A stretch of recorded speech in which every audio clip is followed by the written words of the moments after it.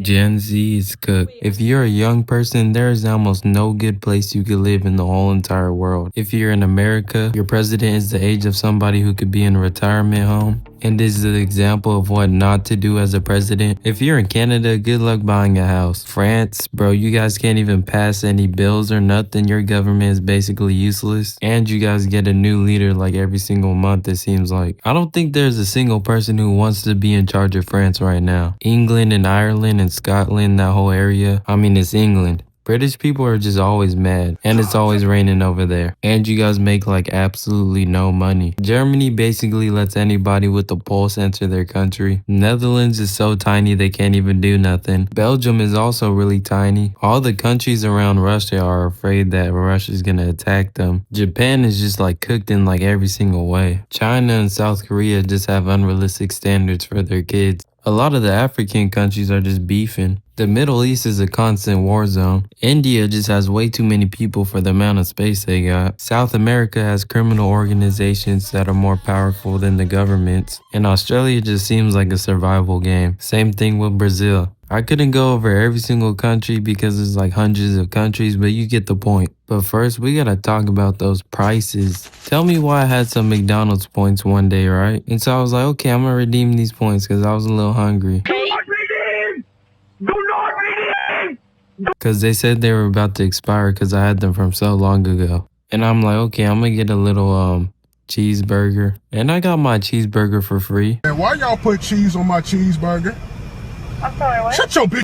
I'm gonna come in there and shoot you. But tell me why the cheeseburger was $4 if I would have paid for it myself. Bro, that cheeseburger better have me floating, bro. $4? And $4 for what exactly? What cheeseburger? The thing is so small and flat. That thing is flatter than Kim Kardashian if she didn't have a BBL. Who is that little old cheeseburger for? Anybody over the age of 5 would probably be able to down like 3 of those. Problem is this. I can eat like 5 of these back to back. No, on everything I love.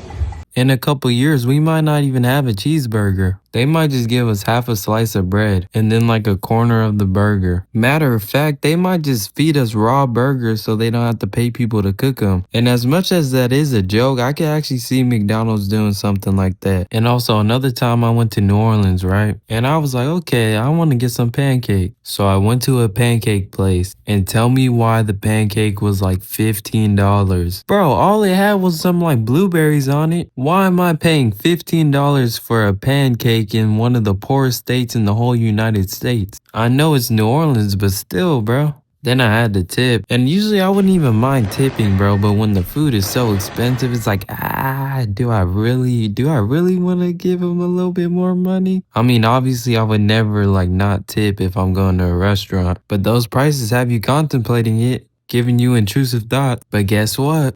In order to pay for something, you need a job. But getting a job if you don't have at least like 10 years experience is like almost impossible. How is the entry-level job going to require me to have experience for something that is entry-level? Why is it called entry-level? What are we entering into? Bro, if I have like 3 or 4 years of experience, how am I entry-level? And then they want you to do internships to get experience. So now I'm working free. What's next? We're bringing back slavery? We're like almost one step away from it. We're just slaves who get treated well. You don't have to fear for your life every day. You got other things to worry about. And don't get me started with Indeed. I'm convinced that place is not real. I'm convinced they don't even actually hire people. I've put up hundreds of applications on Indeed when I was looking for a job and got 0 interviews. Bro, where's my application being sent to? It's like a bucket with a hole on the bottom. And LinkedIn, what is LinkedIn, bro? I still to this day don't know what LinkedIn is. I have been on it and it looks like a social media site mixed with Indeed. But I feel like LinkedIn's a little bit better than Indeed. But say you somehow manage to get a job. Guess what, buddy? You could get laid off almost immediately or in a couple years from now because they're gonna replace you with AI. Yep. Doesn't that just sound wonderful? It would be one thing if like the companies were using AI just to help people. Nah. How about we just replace most of our workers and hope this technology works out and does everything that they were doing? Now I'm going to explain to you why that's not a good idea. For a company to make money, they need somebody to buy their products.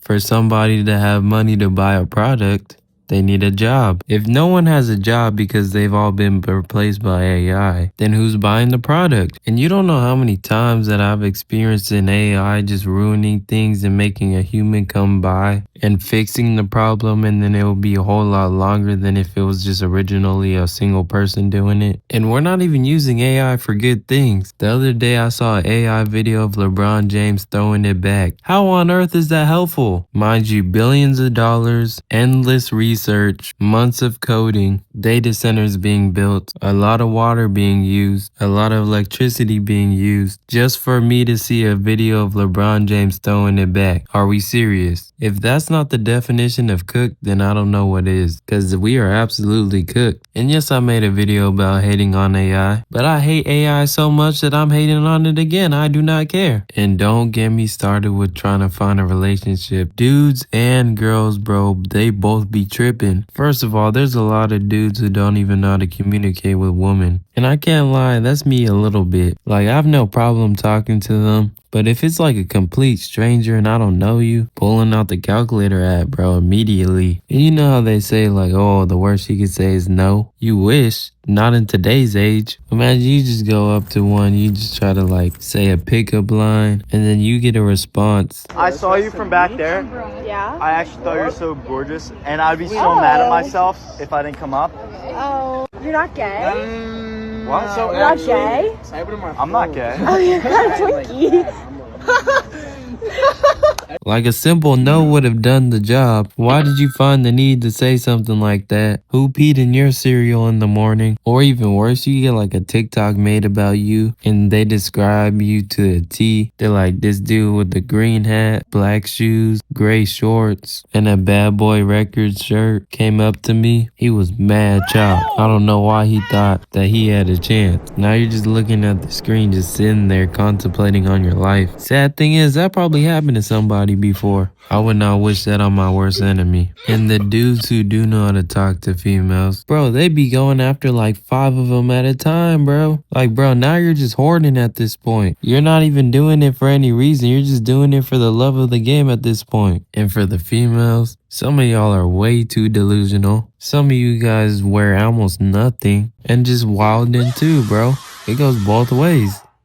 Now, obviously, there's some good people on both sides, and there's some bad, it just depends. So, say you found a good one, you make it to the next step. How are you gonna have a kid? It's nearly impossible for one person alone to live on their own. Now you're gonna add another person on top of that? Mind you, you're not gonna sleep at all, because this baby's probably gonna be screaming like every single day, every single hour or something like that, while you work, because both people have to work in most places in this world. You gotta find a place for this kid to be. Somebody to watch this kid. You just gotta hope that your babysitter isn't Diddy. I don't have legal guardianship of him, but for the next 48 hours, he's with me. So Then if you decide to give him like an iPad or something or internet access, you most definitely have to watch what they're looking at or what they're playing. Because if you don't, next minute you know some 60-year-old man is luring your kid over to his place right now. And you would have no idea because you weren't monitoring. Now, me personally, I would want a kid either way. Me personally, there's more pros than cons. But I definitely see why people don't want one. And then divorces. I don't know why so many people get divorced. How do you choose to marry somebody before knowing if they're actually like a good person or not? Now I know stuff happens, like maybe they're a psycho, maybe they're really good at hiding their true identity, but some of y'all just don't know how to thug it out. But obviously each scenario is different, so I'm gonna give this one a little bit of a pass, because you can't really generalize an issue like this. But if you're young, you don't gotta rush it. But anyways, I know stuff is tough right now. You just gotta look at the bright side. It is what you make of it. You gotta look at it as a glass half full type of perspective, because if not, you might go insane, and I don't want you to do that. But anyways, don't forget to like and subscribe. See ya.